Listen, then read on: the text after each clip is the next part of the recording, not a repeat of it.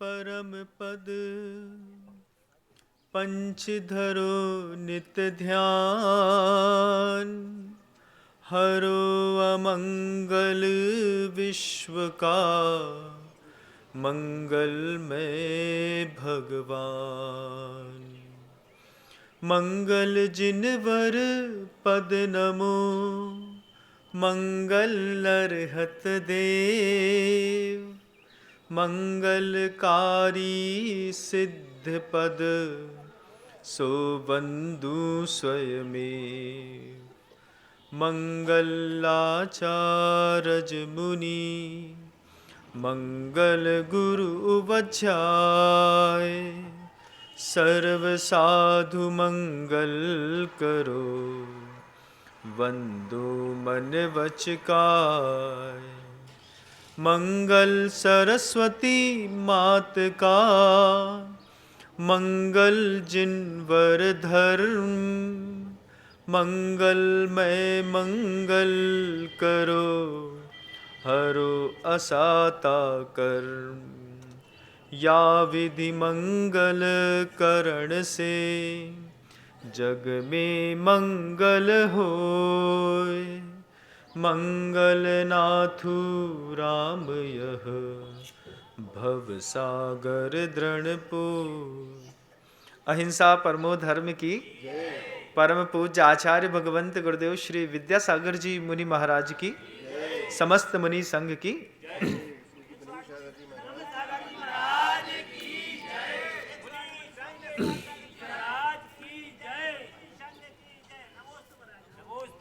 मंगलाचरण की ये पंक्तियां आप लोग शायद प्रतिदिन पढ़ते होंगे।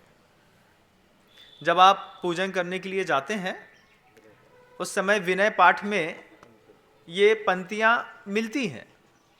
मंगल सरस्वती मात का, मंगल जिनवर धर्म। पंक्तियां सिर्फ पढ़ते भी हैं कि कुछ समझते भी हैं। अगर हम सिर्फ पंक्तियां पढ़ते मात्र हैं तो हम में और पिंजड़े में बंद तोते में कोई अंतर नहीं है। तोते की खासियत क्या? उसको बहुत अच्छे से सिखाओ, राम राम राम राम राम, वो राम राम बोलना सीख जाता है।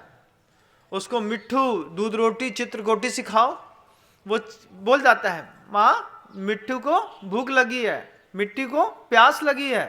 चिल्ला चिल्ला के चें चें करके अपने लिए भोजन मांग लेता है। मिट्ठू क्या है, तोता क्या है, वो उसको सिखा दिया गया, वो सीख लिया। अब भूख लगती है तो एक लंबी सी आवाज निकाल के बोलता है, माँ मिट्ठू को भूख लगी है। वहां से जो भी सुनता है पालक भोजन ला के रख देता है, खा लेता है। पानी ला के रख देता है, कर लेता है। जैसे पानी भोजन रखता है वैसे ही मिट्ठू देने वाले को बोलता है, राम राम राम राम राम राम राम राम बोल दिया। क्यों, क्या, कैसे बोल दिया राम राम? नहीं, भोजन देता है राम राम, पानी देता है राम राम, बार बार उसको राम राम सिखा दिया। तोता बहुत अच्छा, कितना अच्छा तोता है। भूख लगती है तो भोजन मांगता है, जो भोजन देता है उससे राम राम करता है। लोग खुश हैं, वो भी खुश है, तोता भी खुश है, सब खुश हैं अपनी जगह। अब तोता निरंतर राम राम राम राम जपते जपते राम को कंठ में बैठा लेता है। जैसे आप लोगों ने भगवान महावीर स्वामी और आदिनाथ भगवान को अपने कंठ में बैठा लिया। पूरी पूजाएं आपको याद होंगी। अब याद तो है, पढ़ते तो रोज हैं, लेकिन वही तोता जब कोई बाहर से शिकारी आकर के पिंजड़े के अंदर हाथ डाले और उसका गला दबा करके उसको खींचे, उस समय तोते के मुख से क्या निकलता है, यह देखने वाली बात है। जब परिस्थितियां आपकी विपरीत होती हैं उस समय आपके मुख से क्या निकलता है? राम राम उस समय निकलता है जिस समय प्रतिकूल परिस्थितियां होती हैं, जिस समय तोते को सही में राम की आवश्यकता होती है, उस समय तोता टाए टाए टाए चिल्लाता है। क्यों रे, अभी राम राम क्यों नहीं बोल रहा? बोले राम राम तो हमारे दिमाग में सिखाया गया था, दिल में तो टाए टाए ही बैठा है। अब जो मुख का राम है और जो अंदर का राम है उसमें अंतर है। पूज्य मुनिवर श्री योग सागर जी महाराज, वो हम लोगों को 2 पंक्तियां सुनाते थे। राम राम हर को जपे, राम राम हर को जपे, ठग ठाकुर और चोर, जिससे ध्रुव प्रहलाद तरे वह राम नाम कछु और। जिससे ध्रुव और प्रहलाद तर गए वो राम नाम कुछ और था। ठग भी राम राम जपता है, कोई भी चोर आता है वो भी राम राम जपता है। भाई साहब राम राम, क्या है, बढ़िया चल रहा है, पैर पड़ता है अच्छे से, राम राम से शुरुआत होती है। धीरे से रैकी कर लेता है, कहाँ सेठ जी पैसा रखते हैं, कहाँ गल्ला है, कहाँ हीरे रखे जाते हैं, कहाँ सोना रखा जाता है, राम राम करके सोने चांदी की रैकी करके चला गया। राम नाम हर को जपे, ठग ठाकुर और चोर, पुजारी है वो भी राम नाम जपता है, जो बड़े बड़े लोग हैं वो भी राम नाम जपते हैं, लेकिन उनके राम नाम से कुछ होता नहीं। किसके नाम से? जिससे ध्रुव प्रहलाद तरे वह राम नाम कछु और। वो नाम का नाम ही कुछ और है। वो क्या है महाराज? वही मैं आप लोगों से पूछना चाहता हूं। जब आप लोग प्रतिदिन पूजा पढ़ते हैं, मंगल सरस्वती मात का मंगल जिनवर धर्म, मंगल में मंगल करो हरो असाता कर्म, रोज पढ़ते हैं। मैं सुनता हूं तो मुझे लगता है इन लोगों को इसका अर्थ भी आता होगा। आप जब ये पंक्ति पढ़ते हैं कि मंगल सरस्वती मात का मंगल जिनवर धर्म, तो क्या जिनवर धर्म को आप मंगल मानते भी हैं कि सिर्फ बोलते हैं? अगर मानते भी हैं तो फिर आपकी परिणति कुछ और होगी, और सिर्फ बोलते भी हैं तो फिर आपका संसार कुछ और होगा। मिथ्यात्व और कसाय 2 ऐसी चीज है बंधुओं। मिथ्यात्व जो है वो पर पदार्थ को छोड़ने नहीं देता, और कसाय अपने तक आदमी को आने नहीं देती। दोनों का बहुत खेल है। मिथ्यात्व के कारण हमको लगता है पुत्रा मित्राणि सत्वः, पुत्र है, मित्र है, शत्रु है, ये सब मेरे हैं, क्योंकि मिथ्यात्व मोह की एक पट्टी आंख के आगे घूम रही होती है, समझ में नहीं आता। और कसाय क्रोधमान माया लोभ इतनी तेज होती है कि हम समझ ही नहीं पाते कि हमारे पास स्वयं के पास आने का हमारा तरीका क्या है। एक छोटा सा उदाहरण देकर के उस बात को रखना चाहूं। वह उदाहरण भी पूज्य गुरुदेव के मुख से वर्षों पहले मैंने सुना था, स्मृति में याद आ रहा है तो आपको बताना चाहता हूं। अर्जुन और कृष्ण का संवाद चल रहा था। अर्जुन और कृष्ण दोनों के दोनों एक साथ घूमने के लिए निकले। घूमते घूमते घूमते एक ब्राह्मण को देखा। ब्राह्मण अपनी डंडी और झोला लेकर के आ रहा था, और ब्राह्मण होने के बावजूद भीख मांग रहा था। अब सोचिए आप कि ब्राह्मण और भीख मांगता मिल जाए, बड़ा अशोभनीय। अर्जुन को बहुत बुरा लगा। अर्जुन को जैसे बुरा लगा, अर्जुन कृष्ण से कहते हैं, राघव ये क्या है? ब्राह्मण होकर के ये भीख मांग रहे हैं, ये तो बहुत बड़ी बात हो गई। तो कृष्ण अर्जुन को देख करके मुस्कुराए, तो बोले, अर्जुन तो क्या चाहते हो तुम? बोले, ये भीख मांग रहे हैं, ब्राह्मण है, इनके माथे में पट्टी में चंदन लगा हुआ है, गेरुआ वस्त्र पहने हुए हैं, ये भीख मांग रहे हैं। भिक्षा मांगना अलग बात होती है और भीख मांगना अलग बात होती है। भिक्षा साधक मांगते हैं, साधु मांगते हैं अपने उदर पोषण के लिए। वो ब्राह्मण होकर के भीख मांग रहा था। अर्जुन से देखा ना गया। जब अर्जुन से देखा ना गया कि ब्राह्मण होकर के भीख मांग रहा है, तो कृष्ण मुस्कुरा के बोले, तो तुम ही कुछ मदद कर दो। बात अच्छी थी। अर्जुन के पास अच्छी संपत्ति थी। 1000 सोने की मुद्राएं की थैली अर्जुन अपनी कमर में बांध करके चल रहे थे। उसमें से अर्जुन ने 2 सोने की मुद्राएं उठा करके उस ब्राह्मण को दे दी। अभी तो सोने की मुद्राएं बहुत पतली देखी होंगी आपने, बिल्कुल पतले सिक्के देखे थे, लेकिन अगर आपने पुराने जमाने का कलदार देखा हो, चांदी का सिक्का, अच्छा मोटा होता था बंधु, अच्छा मोटा।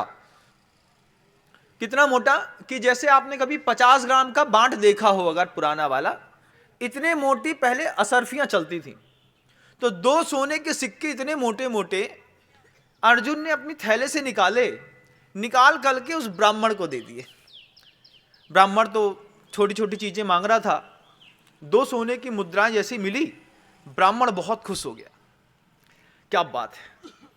अर्जुन ब्राह्मण से कहते हैं, हे ब्राह्मण देवता, कल से रास्ते पे भीख मत मांगिएगा, ये ब्राह्मण को शोभा नहीं देता। तो ब्राह्मण भी कहता है कि हाँ महाराज, आपने मुझे 2 सोने की मुद्राएं दे दी हैं, इससे तो मेरा जीवन बहुत अच्छे से चल जाएगा, अब तो मुझे भीख मांगने की कोई जरूरत ही नहीं है। कितना सुंदर हो गया। कृष्ण उसको देख के मुस्कुरा रहे थे।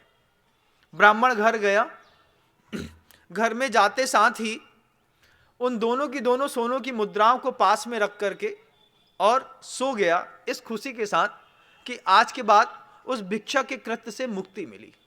2 सोने की मुद्राएं मिल जाना भिक्षा में बहुत बड़ी बात होती है। ब्राह्मण को मिल गई, सो गया। सुबह सो के उठ के देखता है दोनों मुद्राएं गायब। सिक्के दोनों मोटी मोटी सोने की 2, आपके यहां से 50 ग्राम सोना गायब हो जाए तो आपकी क्या हालत होगी बताओ? जैसी आपकी होगी वैसी उसकी हुई। हे भगवान, ले देके तो 2 सोने के सिक्के मिले, वो भी चोरी चले गए। इधर उधर पूरा टटोल के देखा। जब वस्तु गुम जाती है तो हम वहां भी ढूंढते हैं जहां खोने की कोई उम्मीद नहीं होती। आप खुद देखिएगा, आपने अपने घर में अपने ड्राइंग रूम में चाबी ढूंढी है, गुमा दी है, और मान लीजिए आपको चाबी 8 घंटे तक नहीं मिल रही है, तो आप अपने स्टोर रूम में पहुंच जाते हैं कि हो सकता है यहां पहुंच गई हो। ऐसे उस पूरे ब्राह्मण ने पूरे के पूरे घर को छान मारा। फिर बहुत देर बाद इस बात का विश्वास हुआ कि जब मैं सो रहा था, सोते सोते किसी ने मेरे 2 सोने के सिक्के चुरा लिए। ठीक है, दूसरे दिन वही ब्राह्मण उसी रास्ते पर फिर से भिक्षामदेही, भीख मांगने के लिए खड़ा। अर्जुन दूसरे दिन शाम को फिर निकले, ब्राह्मण से फिर मुलाकात हो गई। ब्राह्मण से जैसी मुलाकात हुई और अर्जुन ने ब्राह्मण को देखा, ब्राह्मण से बोलते, अरे ब्राह्मण राज, कल ही तो आपको 2 सिक्के दिए थे, आज आप फिर भीख मांग रहे हैं। तो ब्राह्मण कहते हैं, क्या करें महाराज, मैंने बहुत पाप कर्म का उदय, सोना भोगने से पहले ही चोरी चला गया।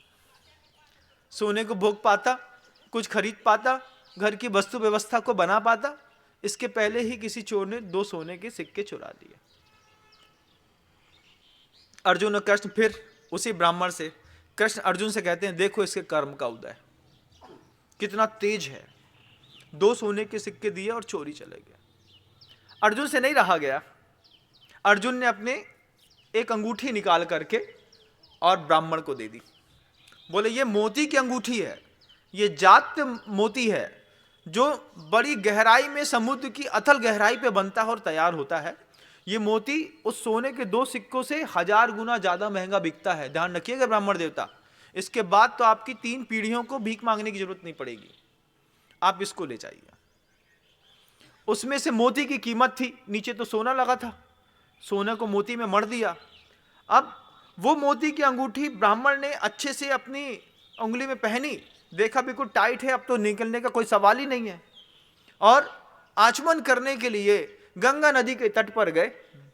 गंगा नदी के तट पर गए, जैसे पानी से मुंह धो रहे थे, वो मोती अंगूठी से छिटक करके पानी में गिर गया। जैसे ही वो कीमती मोती अंगूठी से छिटक करके पानी में गिरा, ब्राह्मण का दिल धक हो गया।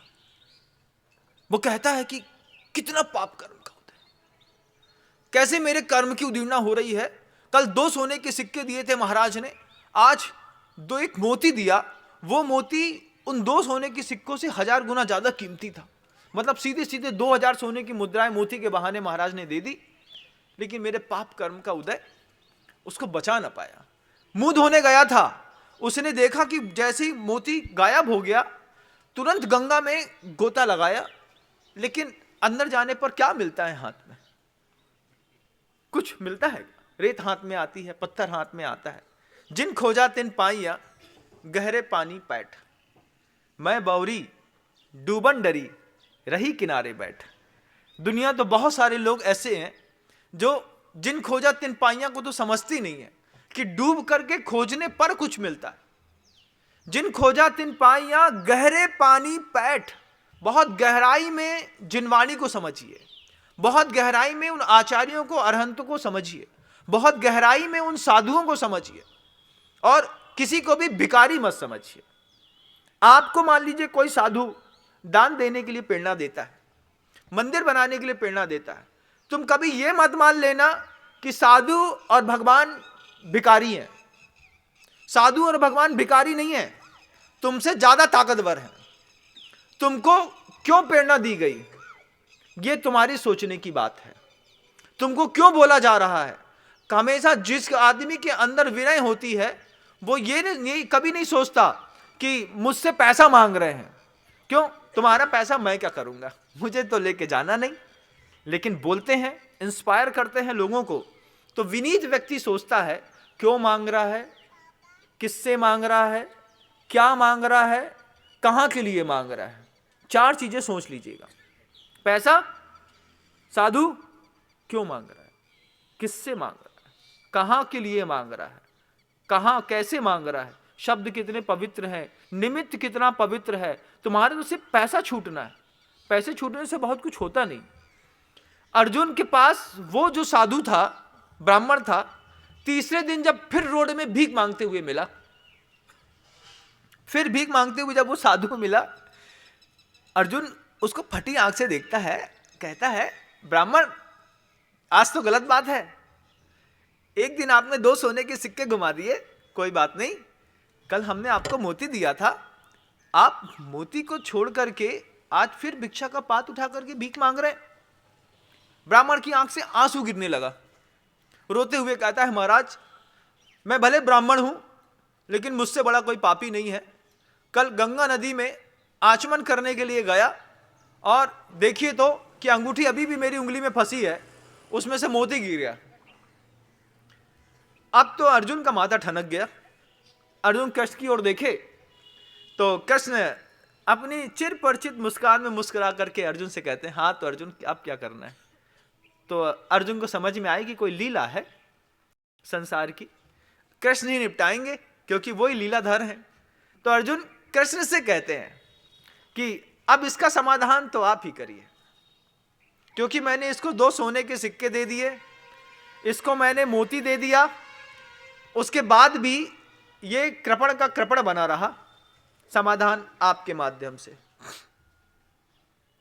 कृष्ण ने अपने पोटली में हाथ डाला और 2 पैसे निकाले और उठा करके ब्राह्मण को दे दिए। कितना? 2 पैसे। पैसे देखें कभी? पैसा देखा है? एक पैसा देखा है? आना पैसा देखा है? अभी आप लोग बहुत सारे बच्चे ऐसे होंगे जिनने तो सीधे 1 रुपए या 5 रुपए का नोट देखा है, लेकिन हम उस जमाने से आए हैं। आज से 22 साल 25 साल पहले एक तांबे का वायसर चलता था।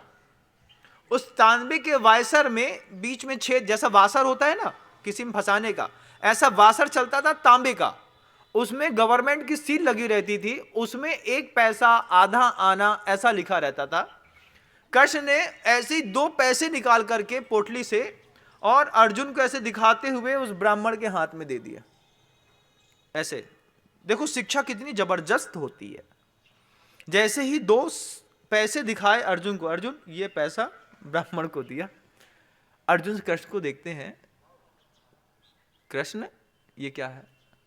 2 पैसे से वो बेचारा 4 रोटी तो खरीद ही पाएगा, थोड़ा सा आटा खरीद पाएगा, 1 पाव, और आज का भोजन कर पाएगा, कल फिर भिखारी। बोले नियति तो बस यही कहती है कि इसके हाथ में सिर्फ 2 पैसा होना चाहिए। 2 पैसे कृष्ण ने दे दिए। अब वो 2 पैसे उस ब्राह्मण ने अपनी जेब में धरे और जैसे ही चल के चल रहा था तो रास्ते में एक मछली मारने वाला मछलियां लेकर के बैठा था। वो मछली को मारने ही वाला था। तो ब्राह्मण को लगा कि मेरे सामने हिंसा अच्छी बात नहीं है, तो उसने 2 पैसे उठा करके, बोले 2 पैसे से क्या होगा, 4 रोटी तो आनी ही है। तो 2 पैसे दे करके उस मछली मारने वाले को दे करके मछली उठा करके अपने कमंडल में डाल ली कि गंगा नदी में जा रहा हूं, ये मछली वापस मैं गंगा में छोड़ दूंगा। अब जैसे ही वो मछली कमंडल में डाली और गंगा छोड़ने के बहाने से, और गंगा नदी तक पहुंचा, और गंगा नदी में पहुंचने के साथ मछली उठा करके जैसे गंगा में छोड़ी, कमंडल में देखा तो कमंडल में मोती पड़ा था। अब जैसे कमंडल में मोती पड़ा था तो ब्राह्मण को बड़ा आश्चर्य हुआ। ब्राह्मण बोलता है देखो तो कल गंगा में मोती गिरा था, कल गंगा में घंटों ढूंढ रहा था तो मोती ना मिला, और मोती अपने आप मेरे कमंडल में आकर के मिला। अब कमंडल में जैसे ही मोती मिला, और वो ब्राह्मण इतना खुश हुआ, इतना खुश हुआ, खुश होकर के चिल्ला के बोलता है, मिल गया मिल गया मिल गया। अब जैसे ही उसने बोला मिल गया मिल गया मिल गया, तो सामने उसके घर से जिसने सोने की 2 सिक्के चुराए थे वो चोर सुन रहा था। अब वो चोर ने जैसे सुना कि अरे ये तो बोल रहा है मिल गया, इसने मुझको पहचान लिया, अब तो ये पिटवाएगा मुझे, राजा से मरवाएगा। तो वो जाकर के चोर आकर के उस ब्राह्मण के पास बोलता है, मुझे माफ करो, हम ही ने तुम्हारे पैसे चुरा लिए, अब तुमको पता चल गया तो ये 2 सिक्के पकड़ो, लेकिन किसी से मेरा नाम मत लेना। पैर पड़ाव निकल लिया। अब तो ब्राह्मण की निकल गई। ब्राह्मण बोलता है, गजब हो गया, कल तक तो कितने पाप कर्म का उदय, और 2 पैसे ने कमाल कर दिया। तुम लोगों की भी 2 पैसे से कमाल होने वाला है। तुम जो छोड़ते हो ना, वो 2 पैसे से ज्यादा नहीं, तुम्हारे 2 पैसे से कमाल होने वाला है। वो वहां पे 2 पैसे का कमाल जब लौट करके आया तो ब्राह्मण अर्जुन को ढूंढते हुए अर्जुन के पास पहुंचता है और बोलता है, मैं धन्य हो गया भगवान, मैं धन्य हो गया। क्या हो गया, धन्य क्यों हो गए? बोले, आप देखिए कि मुझे मोती भी मिल गया और 2 सोने के सिक्के भी वापस मिल गए। अब अर्जुन के आश्चर्य का ठिकाना नहीं। अर्जुन सोचता है ये घटना घट कैसे गई। कृष्ण के पास जाकर के पूछता है, कृष्ण आप बताइए ये चमत्कार कैसे हुआ। कृष्ण बहुत शांत बैठे थे। अर्जुन कहता है कृष्ण से, ये चमत्कार तो आप ही ने किया है, आप ही ने कोई लीला करी है, अपने आप तो हो नहीं सकता। कृष्ण बहुत प्यार से प्रेम से समझाते हैं कि पार्थ, ये लीला मैंने नहीं करी है, ये लीला तो अहिंसा और दान ने करी है। अहिंसा और दान ने?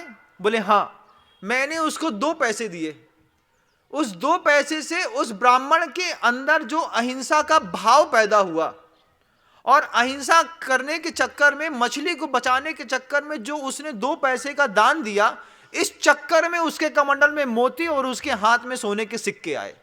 ये कमाल 2 पैसे का नहीं है, ये कमाल ब्राह्मण की उस अहिंसा की वृत्ति का और उस दान के भाव का है बंधुओं, कि उसके घर के अंदर संपदा लौट करके आई है। अब कृष्ण का, उस अर्जुन का इस बात में बड़ा आश्चर्यचकित हुआ। फिर कृष्ण अर्जुन से कहते हैं, तुम क्या सोचते हो?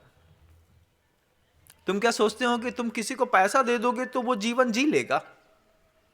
किसी भी व्यक्ति को आप भी सुख से पूछना चाहते हैं, आप अपने बच्चे को इतना ज्यादा भरते हैं यहां तक, पैसे से पैसे के लिए लगे रहते हैं कि मेरे मरने के बाद मेरे बच्चे को किसी चीज की तकलीफ ना हो, तो बच्चे को यहां तक पैसे से भर दोगे तो क्या बच्चा पैसे के साथ जी लेगा?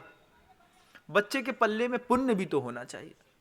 बच्चे के अपने जीवन को बचाने के लिए भी तो उसका खुद निजी पुण्य चाहिए। पिता का पुण्य अगर बच्चे को लग गया होता तो पिता मरने से पहले अपनी पूरी संस्कृति और सभ्यता बच्चे को दे करके चले जाते।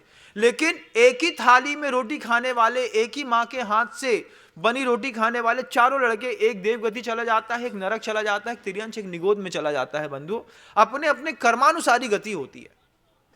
जब कृष्ण ने अर्जुन को इस बात को समझाया कि देखो, इसने अहिंसा का पालन किया, मछली को बचाने का भाव उसके कमंडल में मोती पैदा कर गया।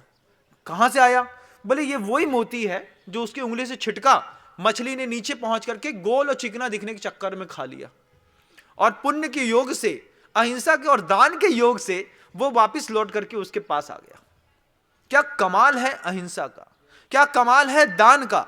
आप सोचिए, वो जो धर्म में आप पढ़ते हैं, मंगल मूर्ति परम पद पंच धरो निधि दान, मंगल सरस्वती मात का मंगल जिनवर धर्म, ये वही जिनवर धर्म है मंगल, जो आपको अहिंसा करने के लिए प्रेरणा देता है और हिंसा से बचने के लिए बार बार संकेत देता है। अब जब हिंसा से बचने के लिए संकेत देता है तो कुछ लोगों का दिमाग बहुत चलता है। कैसा दिमाग चलता है? मंदिर में जब वो दिया की आरती चल रही होती है तो बोलते हैं, ए भाई, मंदिर के अंदर दिया जला करके तुमने कितने सारे असंख्यात जीव मार दिए। अब ऐसे लोग होते हैं जो मंदिर में दिया जले सो दिक्कत है, और घर में वो गंजी स्टोव में राड में जला करके छोड़ दें सो कोई दिक्कत नहीं। उनको मंदिर की हिंसा हिंसा लगती है, उनकी परिभाषा ही अलग है। 5 पापों में से बंधुओं 5 पाप तो हैं। आप इस बात को थोड़ा ध्यान से गौर से समझने का प्रयास करें। आप सबसे बड़ा पाप किसको मानते हैं? हिंसा है, झूठ है, चोरी है, कुशील है, परिग्रह है। इसमें से सबसे बड़ा पाप आपकी मानसिकता में क्या है? कौन सा बड़ा पाप है? सबसे बड़ा पाप क्या मानते हैं आप लोग? हिंसा को सबसे बड़ा पाप मानते हैं? हिंसा से नरक में जाते हैं, ऐसा सोच के रखा है क्या है? ऐसा नहीं है बंधुओं। हिंसा से नरक मिलता हो इस भ्रम में मत रहिएगा। सबसे बड़ा पाप तो उत्तरोत्तर है। उत्तरोत्तर क्या है? हिंसा से बड़ा पाप है झूठ। झूठ में हिंसा और झूठ दोनों है। उससे बड़ा पाप है चोरी। चोरी में चोरी भी है, झूठ भी है और हिंसा भी है। उससे बड़ा पाप है कुशील। ये सब उत्तरोत्तर बड़े बड़े पाप हैं। हिंसा से झूठ बड़ा है, झूठ से चोरी बड़ी है, चोरी से कुशील बड़ा है, और कुशील से बड़ा पाप है परिग्रह। महाराज परिग्रह को पाप मत कहो, दर्द होता है। हाँ हाँ, आपको तो होगा, क्योंकि आपके यहां तो माल कुंटलों से भरा पड़ा है, दर्द होना चाहिए।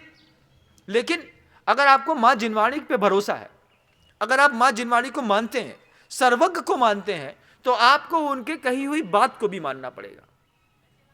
क्योंकि आस्था अंदर होती है बंधुओं, तब जाकर के बाहर क्रियाएं दिखाई देती हैं। अंदर जिन धर्म के ऊपर विश्वास होने वाले वो लोग होते हैं कि अंदर वो कमाल करके दिखाते हैं कि अपनी पूरी शक्ति दांव में लगा करके धर्म को बचाने की चाहत रखने वाले लोग इस सृष्टि पर पैदा हुए। अब आपको लगता है कि हिंसा सबसे बड़ी चीज है, और मैं कहता हूं कि परिग्रह से बड़ा कोई पाप नहीं है।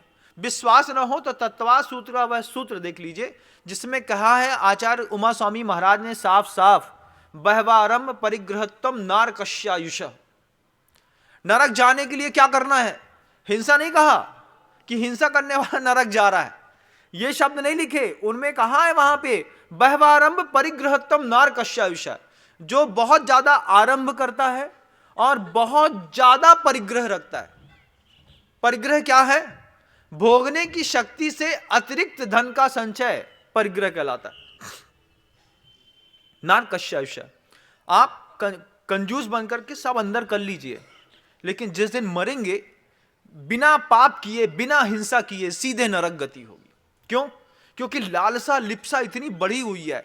परिग्रह को हम पाप नहीं समझते, परिग्रह को तो हम उसमें से सम्मान समझते हैं। भारतीय संस्कृति है, यहां पर पैसा देख करके सम्मान मिलता है, रूप देख करके चरित्र की प्रशंसा होती है, और मार्क्स देख करके आदमी को बुद्धिमान समझा जाता है। अगर मार्कशीट में मार्क्स कम है तो आदमी को भोंदू समझ देते हैं, जबकि मार्कशीट के जो मार्क्स होते हैं वो सामने वाले व्यक्ति की टेम्परेरी वैल्यू है, कोई परमानेंट वैल्यू नहीं है। परमानेंट वैल्यू तो उसकी खुद की, वो खुद जनरेट करता है। लेकिन हमारी भारतीय संस्कृति में ऐसी व्यवस्था बनी है कि सम्मान हमें रूप को देख करके हम सुंदरता को मानते हैं, मार्कशीट में मार्क्स को देख करके ही हम सामने वाले को बुद्धिमान मानते हैं। और व्यक्ति जितना बड़ा परिग्रही होता है उतने ज्यादा उसको संसार में सम्मान मिलता है। लेकिन जैन दर्शन में साधुओं के बीच में उस परिग्रह में जो जितना ज्यादा त्याग करता है, उस त्याग की जय जयकार करके हम यहां माथे में टीका लगाते हैं। आपके नागर में, गांव में खूब पैसे वाले लोग होंगे, उन पैसे वालों में से एक भी पैसे वाले से मुझे कोई पैसा मतलब नहीं। क्यों? तुम पैसे वाले हो, अपने घर में बने रहो, तुम अपने घर के राजा, हम अपने घर के राजा, है ना। तुम हमारी गली में आना मत, हम तुम्हारी गली में तो ढूकने भी नहीं आएंगे। तो फिर महाराज लेन देन कैसे होगा? लेन देन त्यागी का त्याग के साथ होता है बंधुओं। जो त्याग करता है और जितना बड़ा त्याग करता है, साधु उतनी बड़ी उसकी त्याग की अनुमोदना करता है कि तुम परिग्रही तो बहुत बड़े थे, इसमें भी तुमने इतना छोड़ा, तो तुम इतने बड़े आसामी हो, इसलिए हम तुमसे अच्छे से बात करें। गलत बात। तो हम क्या करेंगे? तुम कितने बड़े त्यागी हो, जितने बड़े त्यागी हो, इस पूरी संस्कृति में साधुओं को सिर्फ त्यागियों को सम्मान मिला कि तुमने जितना त्याग किया, जिसने 2 रुपए का त्याग किया उसको उतनी मुस्कुराहट, उतना प्रेम मिला, जिसने करोड़ रुपए त्याग किया उसको उसके हिसाब से दिया, और साधुओं ने तो बेहिसाब दिया। अब आप सोचिए बंधुओं इस बात से कि जब उस ब्राह्मण को दान करने से और अहिंसा करने से मोती और सोना मिल गया, आपको क्या नहीं मिल सकता? फिर जो वो हमारी धारणा बनी है कि हिंसा सबसे बड़ा पाप है, तो वो धारणा भी आपको बदलनी है कि हिंसा सबसे बड़ा पाप नहीं है। सबसे बड़ा पाप है परिग्रह। व्यवहारंभ परिग्रहत्तम नारकस्यायुषा। ये सूत्र अपने दिमाग में दिन में एक माला फेरिए। जिनके पास खूब पैसा है और हाथ से छूटता नहीं है, उनको लगता है अपन बचा के क्या करेंगे। आप कल जब बोलियां होंगी, आप दांतों तले उंगलियां दबाएंगे इस बात के लिए कि आपने जिससे उम्मीद नहीं करी थी वो बेहिसाब संपत्ति के दानदाता बनकर के सौभाग्य प्राप्त करेंगे। मैं देख रहा हूं उन लोगों को, मैं देख रहा हूं उनके पिता की और पुत्र की उनकी भावनाओं को कि कैसे उछाल मार करके वो मेरे कमरे के आकर के अंदर आकर के कहते हैं महाराज सौभाग्य तो हम लूट के लेके जाएंगे चाहे कुछ हो जाए। और मैं भी उनके पुण्य की अनुमोदना करता हूं, कल पूरा देश उनके पुण्य की अनुमोदना करेगा। और नौगांव का पंचकर्णक एक ऐसा ऐतिहासिक पंचकर्णक होगा कि आसपास की 200 किलोमीटर की धरती में अपने आप कंपन पैदा होगा। बोले नौगांव के लोग कर क्या रहे हैं, क्या कर रहे हैं नौगांव के लोग, ये आप कल देखिएगा बंधुओं, कमाल तो कल दिखाई देने वाला है। मैं आपसे कहना चाहता हूं, परिग्रह को कभी भी पुण्य मत समझ लेना। लक्ष्मी जो तुम्हारे घर के अंदर तिजोरी के अंदर शांति से बैठी है ना, वो शांति से बैठी नहीं है, वो तुम्हारे पूरे घर में हलचल मचा रही है। पूरे घर के अंदर हलचल मची हुई है उस लक्ष्मी के कारण। हर आदमी के अंदर दुराभाव पैदा हो रहा है। प्रॉपर्टी एक ज्यादा खरीद लो, सोना खरीद लो, लोहा खरीद लो, कुछ भी खरीद लो, आपका दुराभाव तो बढ़ ही रहा है हर हाल में। व्यवहारम परिग्रहत्तम नारकस्यायुषा। नरक आयु का बंध तो आपको निरंतर हो ही रहा है, बांध के निकल जाएंगे। फिर महाराज हिंसा क्या है? तो क्या वो मंदिर में दिया जलाने वाली हिंसा हिंसा है? आप मानते हैं क्या कि मंदिर में दीपक जलाने पर असंख्यात जीव मरते हैं? आपने देखे हैं दिए में दीपक जलते हुए? उससे ज्यादा बड़ी चीज होती है, कुछ लोग ऐसे होते हैं मंदिर में दिया नहीं जलाते, मंदिर में भगवान की टार्च से आरती उतारते हैं। आपने कहीं देखी है क्या? नहीं देखी? देखिएगा कभी आप। हमने देखी है, वे भगवान की आरती ऐसे टॉर्च ले लेते हैं एलईडी वाली और ऐसे उतारते हैं और बोलते इसमें क्या? बोले इसमें हिंसा नहीं होती। तो भैया टार्च से आरती उतारी जाती है भगवान की। और फिर जब टार्च नहीं मिलती है तो क्या करते हैं? वो इलेक्ट्रॉनिक वाला दीपक ले लेते हैं। कभी देखो, जो मैं बोलता हूं वो दुनिया में होता है, मैं हवाई फायर नहीं कर रहा हूं, वो दुनिया में होता है। ऐसे लोग करते हैं कि वो दीपक ले लेंगे इलेक्ट्रॉनिक वाला और उससे आरती उतारेंगे भगवान की, बोलेंगे मंदिर के अंदर हिंसा नहीं होनी चाहिए। अब आप सोचिए कि वो जो इलेक्ट्रॉनिक का जो दिया बनता है उसको कभी आपने देखा है कैसे बनता है? लोहे का जो दिया बनता है, दीपक बनता है, टॉर्च बनती है, ब्लास्ट फर्नेस होती है। फर्नेस समझते हैं? भट्टी कहते हैं फर्नेस को, ब्लास्ट फर्नेस, जिसमें आयरन ओर को गलाया जाता है। 1800 डिग्री सेंटीग्रेड का टेम्परेचर होता है, तब जाकर के लोहा गलता है। और वो दिया बनने में 1800 डिग्री टेम्परेचर को घंटों जनरेट करना पड़ता है, तब आयरन ओर प्यूरिफाइड होकर के और दीपक का आकार लेकर के उसके लिगामेंट्स बनते हैं। कांच को गलाना पड़ता है, तब जाकर के सेल बनाना पड़ता है, उसमें लिथियम डालना पड़ता है, उसमें कॉपर मिलानी पड़ती है, तब जाकर के वो बैटरी बनती है। उसके उत्पादन में हिंसा नहीं दिखती, मंदिर में दिखती है। ऐसे लोग वो 1800 डिग्री सेंटीग्रेड को नहीं देख रहे हैं और वहां पे शुद्ध घी का दीपक आटे में लगा करके लगा दिया, उनकी आत्मा कांप जाती है। महिलाएं हो या पुरुष, ऐसे ही दीपक को तुरंत क्यों बुझा दिया भाई? इतनी हिंसा मंदिर के अंदर। जो मुमुक्षु होता है वो ये भेद नहीं करता कि हिंसा मंदिर के अंदर करनी कि घर के अंदर करनी, उसको हर जगह हिंसा से डर लगता है। और हिंसा की परिभाषा भी जान लीजिए, क्योंकि कई बार हमारे दिमाग में हिंसा की कोई परिभाषा दूसरी, मतलब जीव मर गया तो हिंसा हो गई। इस परिभाषा से ऊपर उठ करके भी कोई परिभाषा आचार्यों ने आपके लिए लिखी है। आपने चीटी मार दी, अब आपके दिमाग में ये बात चलने लगी, महाराज जीव मरत सो हिंसा हो। ये भाषा है क्या? बुंदेलखंड में ऐसे ही बोलते ना, महाराज जीव मर गया, चीटी मर गई महाराज हमारे हाथ से, बिलछानी के पानी नहीं छान पाए सो हमें सोई वो चाहिए का प्रायश्चित चाहिए, ऐसा लोग बोलते हैं। ये जीव मरने का नाम हिंसा तो है ही, मतलब जीव तो मरता है तो हिंसा होती ही है, लेकिन सिर्फ यही बस हिंसा नहीं है। तो फिर दूसरी और कौन कौन सी हिंसा है महाराज? तो वही तत्वाद सूत्र के सूत्र पे जाइए। अगर आप मंगल जिनवर धर्म समझते हैं, अगर आप जिनेंद्र भगवान की वाणी को, अगर आप ग्रंथों को, अगर आप आगम को समझते हैं, तो आपको ये बात माननी पड़ेगी कि जिनेंद्र भगवान में आचार्य उमा स्वामी ने परंपरा से वो जो सूत्र लिखा है, क्या सूत्र लिखा है? सूत्र लिखा है प्रमत्त योगात प्राण व्यपरोपणम हिंसा। हिंसा क्या है? प्रमत्त योगात प्राण व्यपरोपणम। प्राण क्या है? प्राण कितने होते हैं कुछ बताएगा? किसी को पता है? कुछ पढ़ा है? 6 डाला पढ़ा हो या फिर तत्वाद सूत्र पढ़ा हो तो 10 प्राण होते हैं। 5 इंद्रियां, 3 बल, मनोबल, वचन बल और काय बल, फिर श्वासोच्छ्वास और आयु। ये 10 प्रकार के प्राण होते हैं बंधुओं। धारणा अच्छी बनाइए, क्योंकि ग्रंथ पढ़ने से अलग ही तरीके की बुद्धि विकसित होती है। अब 10 प्रकार के प्राण होते हैं, कौन कौन से? 5 इंद्रियां, उसके बाद 3 प्रकार के बल, मन बल, वचन बल और काया का बल, ये 3 बल।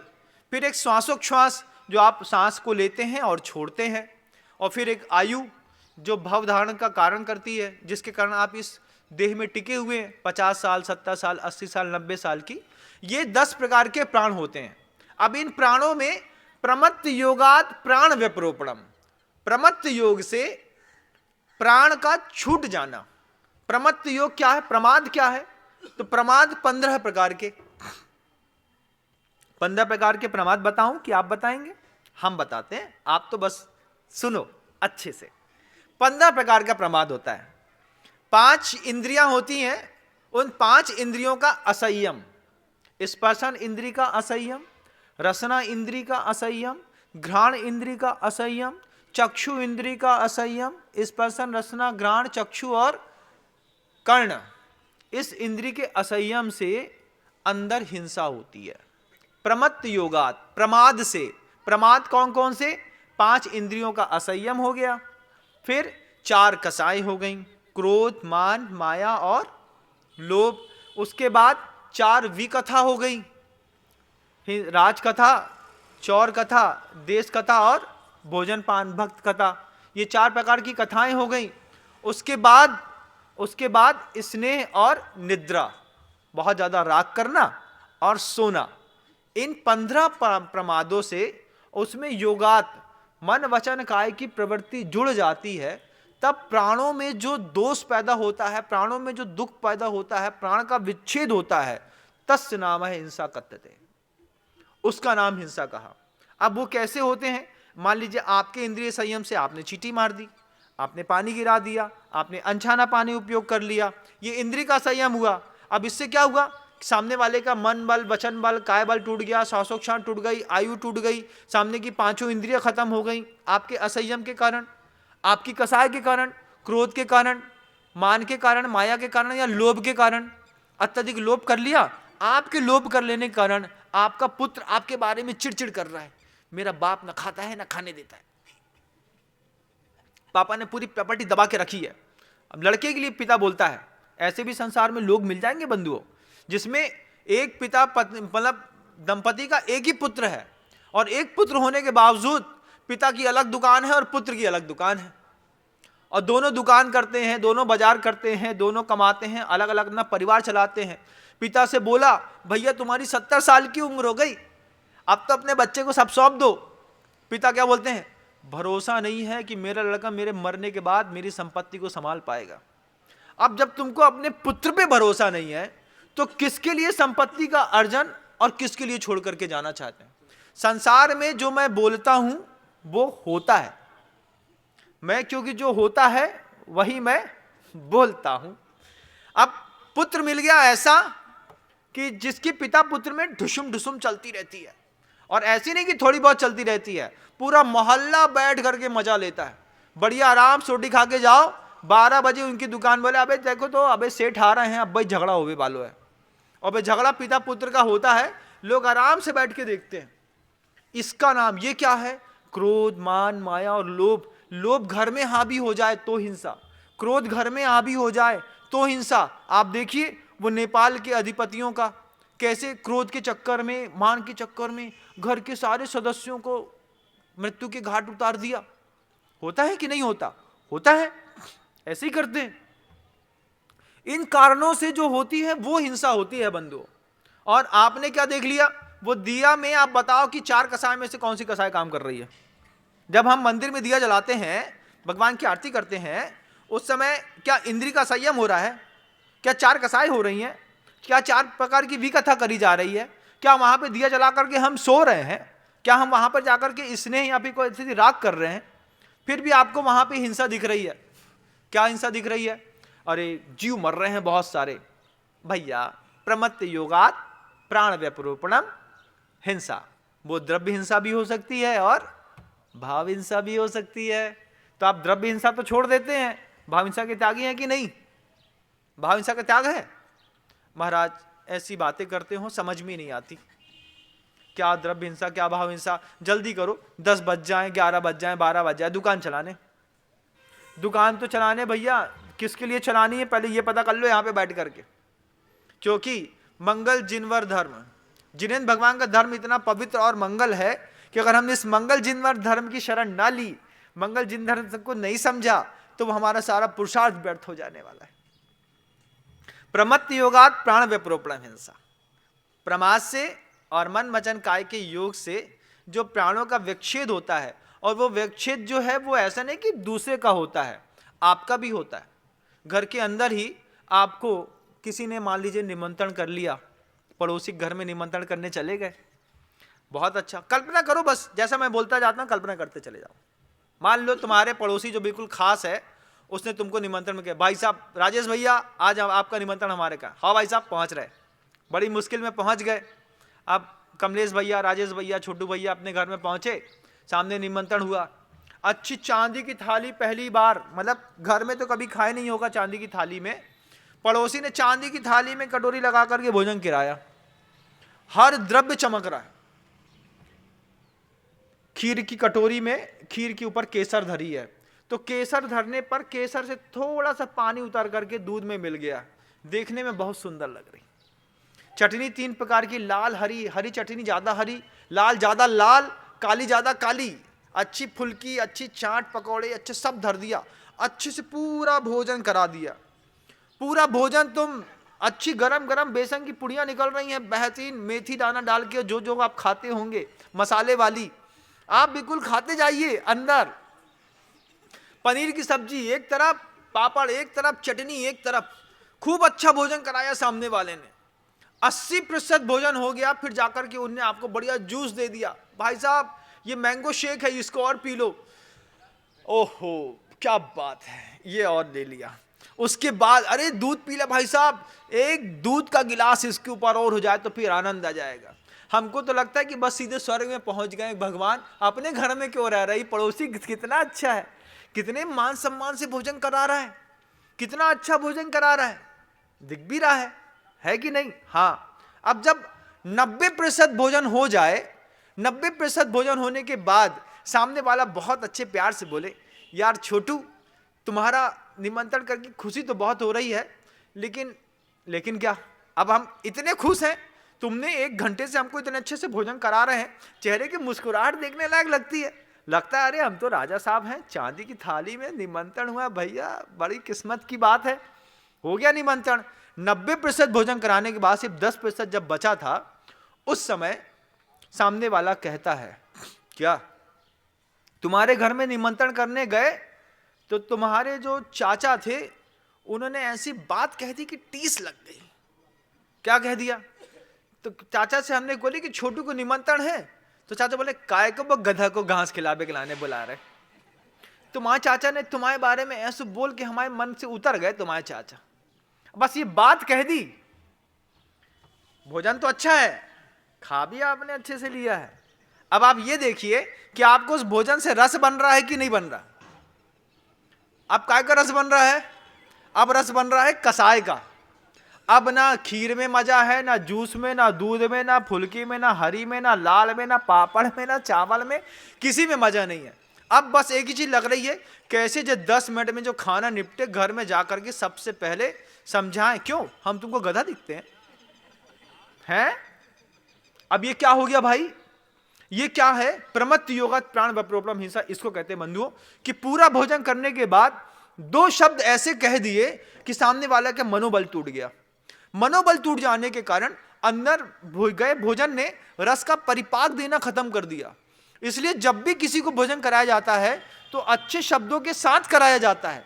ले लो महाराज, आपके लिए बहुत अच्छा रहेगा। गुरुदेव के पास देखो, गुरुदेव एक बार ले लीजिए, हमारे लिए बहुत अच्छा हो जाएगा। जितना अच्छा भोजन उतने अच्छे शब्द भी हो, तब जाकर के भोजन का परिपाक देह को पुष्ट करता है। बंधु, घर के अंदर देखिएगा, अपने आप को थोड़ा महसूस भी करिएगा कि जब आप भोजन करते हैं तो आपकी वो जो प्रिया होती है वो अच्छे से बोल करके भोजन कराती है कि बस क्या किया उसने बताओ। सीख की झाड़ू लगा करके धरती साफ करी और वहीं पे धम्म से एक थाली पटक दी, धरती में चटाई बिछा ली, धरती में थाली रख ली।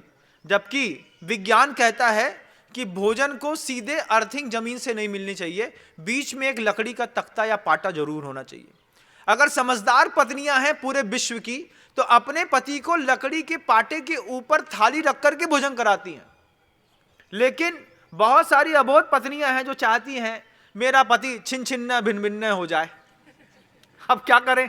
बोले कुछ तो कर नहीं सकते, मार तो सकते नहीं है। एक काम करो, थाली को रख दो जमीन में और दक्षिण की तरफ मुख करा दो इसका, और फिर अपने ही पति को भोजन कराओ, और उसमें भी चिड़चिड़ करके, लो जल्दी खाओ, हमें दूसरे भी काम है। अब ना शब्द अच्छे, ना दिशा अच्छी, ना थाली अच्छी, ना भोजन अच्छा। बेचारा पति निपट गया 55 में, हार्ट अटैक आया। पिताजी बोले गए, माँ बोले माँ तो 78 साल की हो गई, पिताजी तो 25 साल पहले चले गए। बोले क्यों चले गए भाई? वो चले सिर्फ इसलिए गए कि हमारे यहाँ की वस्तु व्यवस्था ऐसी थी कि पत्नियां चला करके दक्षिण दिशा में पति को बैठाती थी, वहीं पे थाली जमीन में रखती थी, उसके बाद चिड़चिड़ करती थी। बोले जल्दी करो, तुम कितना लेट कर देते हो। अब भैया थोड़ा उत्तर की तरफ मुख कर दिया होता पति का, एक थाली के नीचे पाटा या बाजोटा लगा दिया होता, उसके ऊपर अच्छे से खिलाया होता, फिर उनसे बोला था सुनो भोजन करने से पहले 9 बार नमोकार मंत्र पढ़ लो, सब ठीक हो जाएगा। फिर देखो वो पति जी तो 120 साल, लेकिन अपन को पसंद हो तब तो। आयु के ऊपर तो है भैया, लेकिन कुछ बाहर भी निमित्त तो काम करते हैं। अब पति 120 साल जी जाए तो पसंद नहीं, तो बोले ऐसे कुछ कुचक्र रचो घर के अंदर कि पता भी नहीं चले और काम भी हो जाए। ऐसा भी होता है दुनिया में। आप लोग थोड़ा सा देखिएगा, आपके घर में कहीं ऐसा तो नहीं है कि पत्नी चला करके दक्षिण दिशा में आपको बैठा करके नीचे थाली जमीन में रख दी और एक साथ सबको बैठा दिया, घर के जितने सब बैठ जाओ, थाली लगा दो जमीन में बैठा दिया, और अनहाइजीन जोन में बैठा करके आपको भोजन का ये परिणाम निकलता है प्रमत्त योगात् प्राण व्यपरोपणम हिंसा। प्रमत्त योग से प्राणों के छूट जाने का नाम हिंसा है। आप अपने परिवार में अपने आप को समृद्ध करें, आप अपने परिवार में अपने आप को और ऊंचा उठाएं और ऊंचे उठें, और साथ ही साथ अहिंसा और दान की वह अर्जुन के संवाद से कीमत समझने की कोशिश करें कि कोई सस्ती में आपको कितना भी धन दान में दे दे बंधुओं, लेकिन जब तक आप दान नहीं करते हैं और जब तक आप अहिंसा का पालन नहीं करते हैं, तब तक आपको संसार में किसी भी प्रकार का सुख मिल नहीं सकता। ज्योतिषाचार्य के पास जाइएगा, आपके पुत्र की कुंडली देख करके ये तो बता देगा कि 80 साल की उम्र है, लेकिन ये नहीं बताएगा कि जीवन के 40 साल बिस्तर पे गुजरने वाले हैं इसके। 40 साल का बच्चा गाड़ी चलाते चलाते नीचे से थोड़ा सा इनबैलेंस हुआ, बगल से कुछ नहीं, एक कंचा मात्र टकराया इधर पे। कंचा क्या होता है? छोटा सा कंचा माथे से टकराया और उसी से ब्रेन हेमरेज हो गया। ब्रेन हेमरेज, क्लॉटिंग हो गई। इलाज कराने गए तो जैसे ही सिर खोला तो सिर का इलाज तो सही हो गया, लेकिन शरीर हाफ पैरालाइज्ड हो गया। अब कोई काम का नहीं है। क्यों? पल्ले का पुण्य भी तो चाहिए। पुण्य बढ़ता कैसे? त्यागात शांति मिलती है। अहिंसा का पालन किया होता, सबसे अच्छे से बात करी होती, किसी के मन बल को, वचन बल को और काय बल को तोड़ा ना होता, किसी की इंद्रियों के असंयम को लेकर के गया ना होता, किसी को प्रमाद में डाला ना होता, तो तेरे को भी सुख मिलता। लेकिन हमारी तो आदत ही पड़ी। दुनिया भर की पत्नियों से कहना चाहते हैं, अपने पति की अगर रक्षा करना चाहते हैं, और हम आदमियों से भी कहना चाहते हैं, पुरुष वर्ग से, कि तुम लोग खुद भी चेक कर लिया करो भैया अपने हाथ से, कि भैया हमारी थाली के नीचे एक लकड़ी की पटिया लगा दो, हमको नीचे बैठ करके नहीं खाना है। डाइनिंग में खाना भी बेकार है, क्योंकि डाइनिंग में इतना ऊपर हो जाता है कि आते खिंच जाती हैं। लेकिन जब आप पालथी मारते हैं, और पालथी मार करके जमीन में बैठ करके किसी भी, आपने कोई पात्र बिछा लिया और उसमें बैठ करके सामने अपने लकड़ी का बाजोटा रख लिया, जब आप भोजन करते हैं उस समय आपकी सुषुम्ना नाड़ी के साथ आपकी स्पाइनल कॉर्ड बिल्कुल सीधी होती है। जब सीधी होने से आपका ऊर्जा का प्रभाव संतुलित होने पर, जैसे कभी आपने कोई पुरानी बुलेट देखी हो जिसमें किक मारने से पहले कांटा बैलेंस करना पड़ता था, देखा है? पहले हल्का हल्का किक मारो, जब कांटा न्यूट्रल में आएगा तब किक लगती थी। ऐसे ही भोजन करने से पहले अपने को सुषुम्ना नाड़ी के साथ सीधे बैठ करने से जो आपकी रीढ़ की हड्डी का अंतिम छोर है, जो बाण की नोक के जैसे दिखाई देता है, वो जैसे ही थोड़ा सीधा होता है, वैसे ही आपकी भूख है, क्षुधा है, जठराग्नि है, प्रज्वलित हो जाती है। भोजन में पाचन रस बहुत अच्छे से बनता है। पुरुष का खुद का दायित्व बनता है कि उत्तर दिशा की तरफ बैठ जाएं, अपने हाथ से अपनी थाली उठा ले, अपनी लकड़ी का पाटा ना हो तो बनवा लो भैया, 25-50 रुपए में बन जाता है। 25 साल की आयु बढ़ रही है, अगर 50 रुपए खर्चा करने में तो बुराई क्या है? उसको बढ़वा लो और इस सूत्र को समझने का प्रयास करो। और दुनिया में कोई भी व्यक्ति हो, जब भी वो भोजन करे, वो 9 बार अपने इष्ट का स्मरण करे। नमोकार मंत्र का पाठ करने के बाद आप भले गृहस्थ हैं, लेकिन अपने भोजन को पहले आंख से अच्छे से देख लो, और देखने के बाद उसमें 9 बार नमोकार मंत्र पढ़ो, इस भाव के साथ कि इसको बनाने में, इसको पैदा करने में, इसको लाने में अगर किसी की कसाई बड़ी हो, किसी को दुख हुआ हो, किसी के प्राण का विच्छेद हुआ हो, तो मेरे इस 9 बार के नमोकार मंत्र से यह भोजन उस पाप के दोष से मुक्त होकर के मुझे ऊर्जा और अमृत प्रदान करे और आपका जीवन समृद्ध बने। आपका समय हो गया है। कल पुनः अच्छी बातों के साथ पुनः यहाँ पर बैठ करके संकेत देने का प्रयास करूंगा। गुरुदेव श्री विद्यासागर जी मुनि महाराज की जय।